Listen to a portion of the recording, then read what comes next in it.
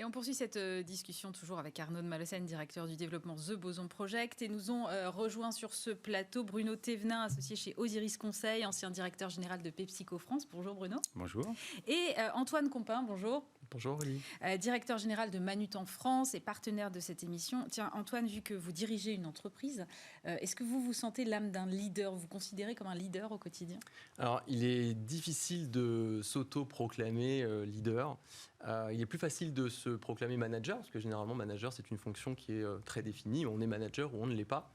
Leader, c'est pas quelque chose qu'on peut revendiquer soi-même. C'est, à mon sens, quelque chose qui vient de l'équipe, du groupe, et qui va adouber le leader.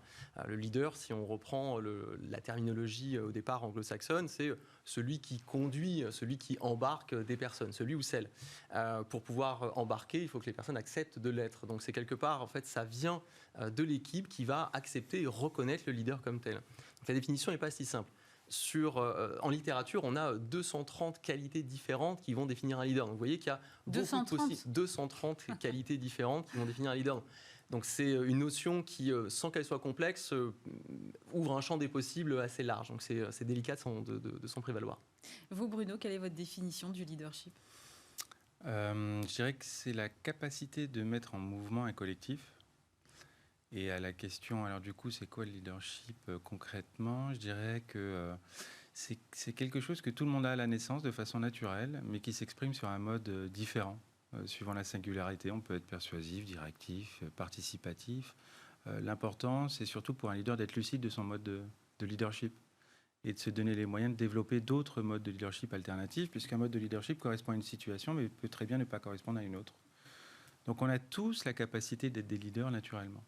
Mais ça veut dire qu'il faut quand même une certaine adaptabilité quand on est leader, parce qu'il faut savoir être au cas par cas, comme vous venez de le décrire. Ah bah absolument, c'est-à-dire qu'on peut avoir un style de leadership naturel qui nous amène à réussir dans un domaine comme l'industrie, où le fait d'être directif fonctionne plutôt bien, puisqu'on est processé, voilà. Mais si on dirige une agence de pub, je pense que ça va être plus compliqué. Donc du coup, tout au long de sa carrière et par rapport à ses désirs personnels, ses projections professionnelles, oui, on a la capacité d'activer des ressources en nous qui nous donnent accès à d'autres formes de leadership. Mais ça se travaille et de toute façon, notre zone de confort restera toujours le mode de leadership naturel qu'on a à la naissance. Arnaud, ça rejoint en fait ce que vous disiez tout à l'heure, où finalement chacun d'entre nous peut à un moment ou à un autre, selon les sujets, devenir leader. Est-ce que la condition sine qua non, c'est pas quand même d'avoir une vision qui n'est pas décorrélée de la faisabilité des choses? Oui, mais en fait, ça dépend, et c'est là où ça va être intéressant, c'est où on se situe, à quel niveau de l'organisation. Un leader, je parlais tout à l'heure du sujet de la qualité dans une usine logistique. Oui, il va y avoir un sujet de faisabilité, c'est-à-dire que la capacité qu'il aura à voir ce qui ne va pas et à proposer une solution, ce sera immédiatement corrélé. Il peut dire ça ne va pas.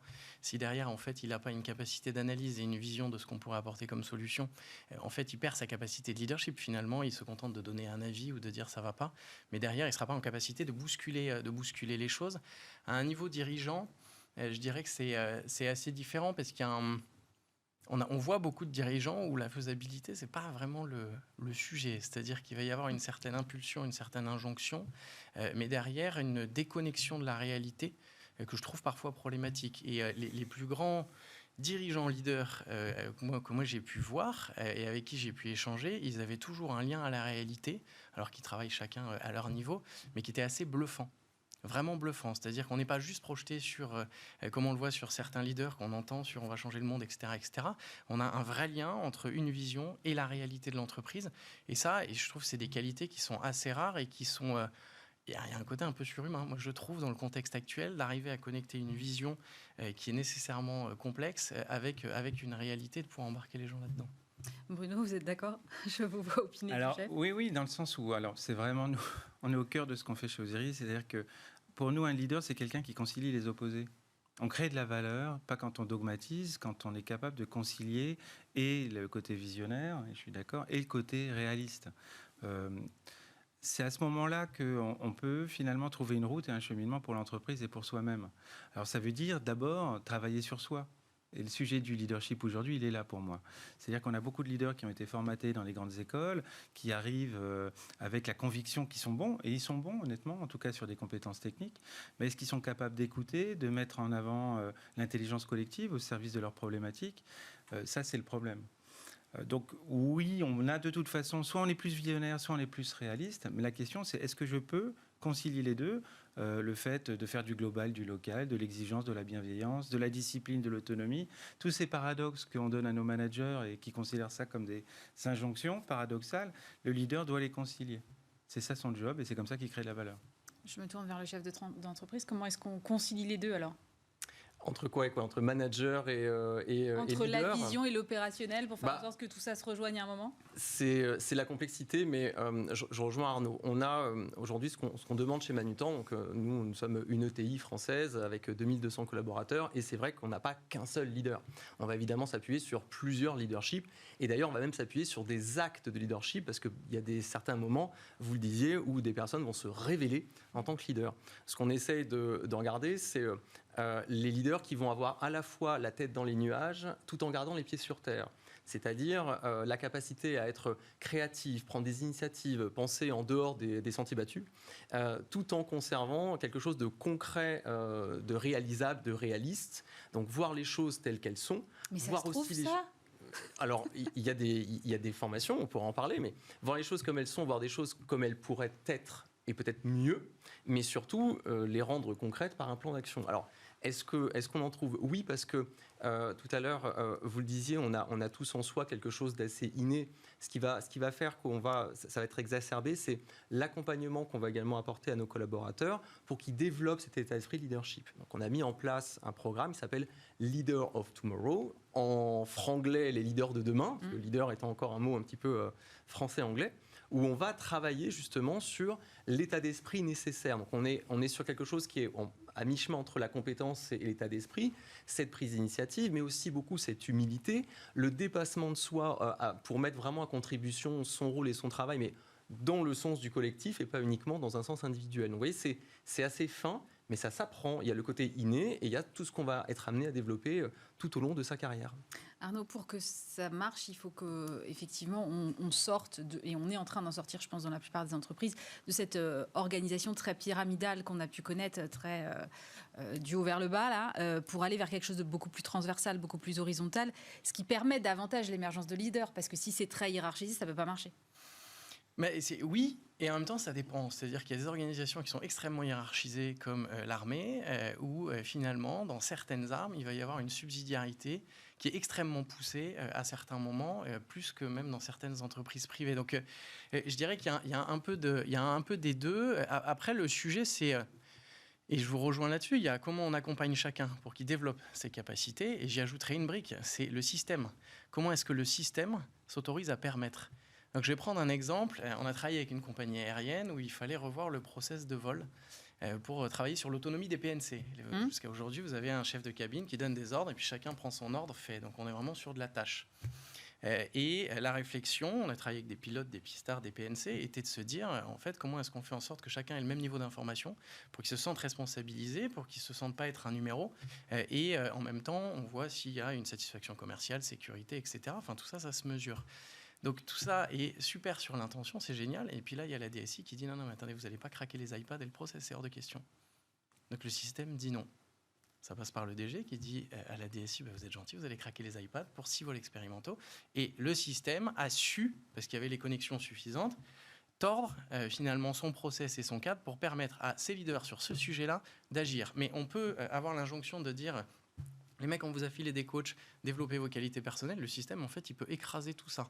On a des gens qui s'épuisent contre le système alors qu'ils ont des qualités qui sont hallucinantes. Donc, il y a un jeu sur les deux où l'entreprise a aussi une responsabilité. Et c'est là, en complément de cet accompagnement personnel de ce qu'on va appeler les leaders à tous les niveaux de l'organisation. Et in fine, il est quand même question d'amener davantage de performance à l'entreprise et que cela permette son développement. Mais est-ce que c'est mesurable, l'impact du leadership? Comment est-ce qu'on mesure des actions des leaders? C'est une bonne question. Basiquement, l'entreprise, déjà, elle est formatée pour quantifier la performance économique. Donc, basiquement, ce qu'attend quand même un actionnaire, c'est que le leader délivre les objectifs qu'on lui confie. Après, il y a aussi des notions liées au capital humain. Et finalement, la capacité que vous avez à disposer de talents formés, engagés, et on a toutes les entreprises ont des enquêtes sociales qui permettent de déterminer finalement dans quelle santé, dans quel état est le capital humain.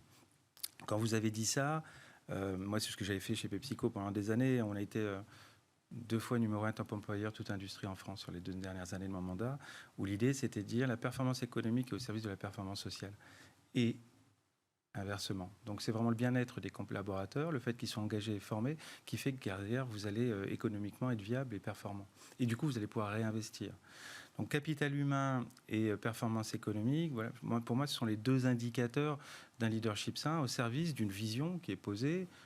Mais limiter le leadership à la vision, c'est finalement, je trouve, réducteur dans le sens où il y a plein de leaders qui n'ont pas forcément dès le départ une vision.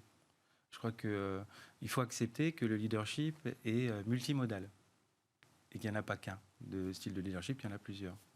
Comment vous les qualifiez, vous, les différents styles de leadership que vous pouvez repérer au sein de votre entreprise? Bon, on a des leaders qui sont managers. D'ailleurs, on conçoit parfois difficilement qu'un manager n'ait pas une âme de leader à un moment.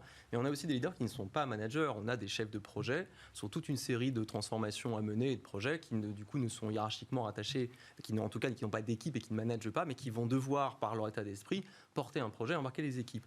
Ensuite, sur le sens et la vision, alors plus la vision, mais on peut y ajouter cette notion de sens. On va interroger les collaborateurs sur leur compréhension de la direction que l'entreprise prend. Alors, on peut le faire de différents moyens. Chez Manutan, on passe par un organisme qui s'appelle Great Place to Work et qui permet de demander aux collaborateurs sur toute une série de questions leur ressenti sur ce que l'entreprise fait au quotidien. Et il y a notamment tout un pan de questions qui concernent cette vision, cette histoire. Est-ce qu'elle est comprise? Est-ce qu'elle est claire pour chacun? Donc ça, c'est une première façon de mesurer. La chose qu'on va ensuite essayer d'obtenir avec nos leaders, qui sont encore une fois identifiés et potentiellement pas encore identifiés, puisqu'on venait de dire tout à l'heure que chacun peut se sentir un leader à différents moments de l'organisation. Ce qu'on va faire, c'est qu'on va vouloir chercher à faire émerger cet état d'esprit de leader chez chacun au travers d'une co-construction du projet de l'entreprise. Alors, c'est bien d'avoir une vision, on espère, c'est bien d'avoir un sens, on le souhaite, on y travaille, mais si en plus de ça, c'est co-construit avec l'ensemble de l'entreprise, que l'on va mettre à contribution pour qu'elle participe à la co-construction de ce sens et de cette vision, là, on embarque encore plus tout le monde. Il n'y a pas qu'une personne qui dit « c'est par là que l'on doit aller ». On fait en sorte de demander à chacun de contribuer, de donner son avis. Voilà, donc ça, c'est un bon moyen, c'est un bon poumon pour sentir effectivement l'adhésion et la compréhension de la vision qui est donnée. J'aime beaucoup et on en parle régulièrement avec Arnaud, ces histoires de co-construction. Et en même temps, je me dis toujours, mais comment est-ce que tout cela reste audible? Parce que finalement, si on demande l'avis à chacun, Arnaud, comment est-ce que le projet d'entreprise reste cohérent? Alors, co-construire ne veut pas nécessairement dire demander un avis. Et alors ça, moi, je rejoins totalement. C'est comme quand on fait des déménagements et qu'on dit on va demander l'avis aux collaborateurs. Et que quand on demande un avis, nécessairement, on arrive sur la couleur de la moquette, ils disent vert, le dirigeant veut du rouge, et du coup, c'est rouge. Et du coup, on a un effet qui est déceptif. Et l'entreprise n'est pas une démocratie. Et ça, je pense que c'est hyper important de poser ça. Et donc, derrière, on ne demande pas un avis, on demande la vision des collaborateurs sur tel ou tel enjeu. Mais en fait, le sujet, c'est quel cadre on leur donne. Le mandat, c'est pas diriger la boîte et ponder la stratégie, en fait. Le sujet, c'est sur 3, 4, 5 sujets. En fait, quelle est votre vision des enjeux? Et derrière, là, on va pouvoir travailler ensemble sur comment travailler ça. Et je rejoins, faire ça, en fait, ça permet de positionner les collaborateurs en responsabilité et pas en position passive du je donne un avis et ensuite c'est la direction qui fait pas ou etc. Donc on met tout le monde dans le même bateau. Et deux, quand on s'y prend de certaines manières, ça permet de faire émerger des leaders et des gens qui sont en général très cachés, qui sont très discrets, qui n'ont pas envie d'aller sur certains sujets, qui n'ont pas envie de parler à leur manager parce qu'ils vont se faire piquer l'idée, etc. Et quand on arrive à créer ces bulles-là, qui sont par exemple, comme vous disiez, directement rattachées à la direction avec des chefs de projet qui finalement n'ont pas les mêmes enjeux que des managers sur comment est-ce que je contrôle mon équipe, etc., on va avoir des gens qui petit à petit vont se révéler sur des sujets-là et c'est dans ces bulles-là que tout d'un coup on va en avoir qui vont se trouver un certain nombre de solutions, développer un leadership auquel on ne s'attendait pas. Nous, on a eu des dirigeants qui viennent nous voir en disant « Mais où est-ce que vous les avez trouvés, ceux-là » Je ne savais pas qu'ils étaient là, en fait. C'est quand même génial. Est-ce que ça permet aux dirigeants aussi, le fait de laisser émerger tous ces leaders, de se sentir peut-être un peu moins seul dans la conduite de son entreprise? On parle régulièrement de la solitude du chef d'entreprise ou de l'entrepreneur. Est-ce que ça, le fait d'avoir toute une une petite armée de leaders en dessous de lui, avec lui peut-être, ça permet de sortir de cette solitude aussi? Alors c'est vrai que ce qui caractérise le mandat de pas mal de dirigeants aujourd'hui, c'est la complexité et la volatilité du monde dans lequel on opère. Et donc, penser que seul on va pouvoir répondre à cette complexité et à cette volatilité, je pense qu'il y en a peu qui le disent aujourd'hui. D'où l'idée de cette intelligence collective. Mais l'intelligence collective, elle existe, peu, et quand elle existe, faut-il encore qu'on fasse ce qui est nécessaire pour la promouvoir, et notamment en termes de diversité. Avoir des leaders, c'est super, mais si c'est les mêmes, s'ils pensent tous la même chose, ça a vraiment peu d'intérêt. Donc la question de fond, c'est comment on va promouvoir la diversité au sein de l'entreprise pour, en tant que leader ou dirigeant, récupérer les perspectives différentes de chacun. Et finalement, mon job en tant que leader, ça va être d'arbitrer. Fort des perspectives qu'on m'a données grâce à la diversité que j'aurais mis en place dans l'organisation, je vais pouvoir prendre une décision qui sera une décision lucide, parce que ce sera une décision qui aura été partagée, traitée par des personnes qui ont des singularités très différentes les unes des autres. J'entends le mot intelligence collective, j'entends aussi beaucoup le mot réflexion, idée.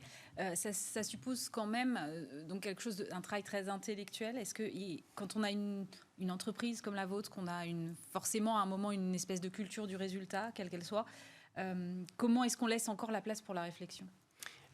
Alors, la réflexion, elle a toute sa place et elle n'est pas antinomique avec la culture du résultat. Je pense même que les deux sont extrêmement positives si elles sont bien dans le même sens.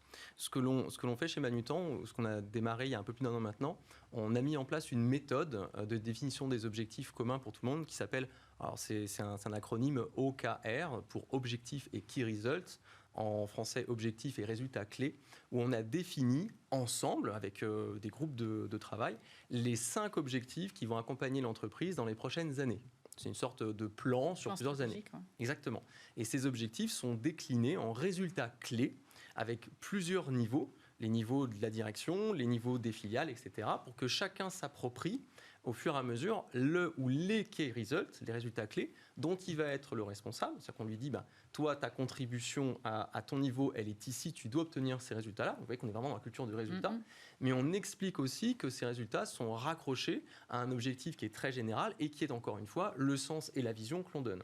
Donc l'objectif ici, c'est que chacun ait une vision claire des objectifs généraux de l'entreprise et soit en capacité de s'approprier ses propres objectifs individuels qui vont même être inscrits dans son entretien de développement de début d'année, de manière à être très clair sur les attendus individuels.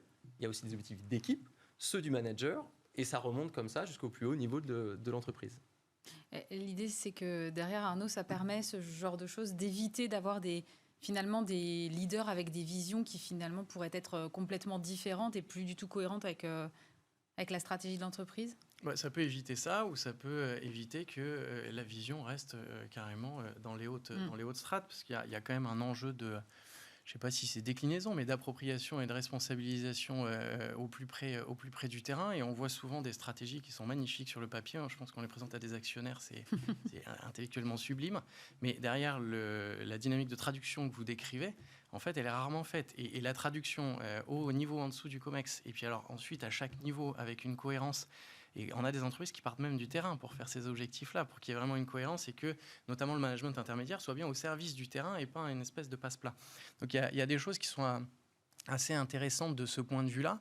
C'est compliqué, mais les entreprises qui le font, moi, j'observe qu'elles y arrivent dans la dynamique que vous avez décrite, c'est-à-dire que c'est simple et c'est pas 15 milliards d'objectifs. Donc, la plus belle réussite que j'ai vue dans une entreprise, c'est au bout de 5 ans, on fait un certain nombre d'entretiens avec les collaborateurs, 5 ans du même projet d'entreprise.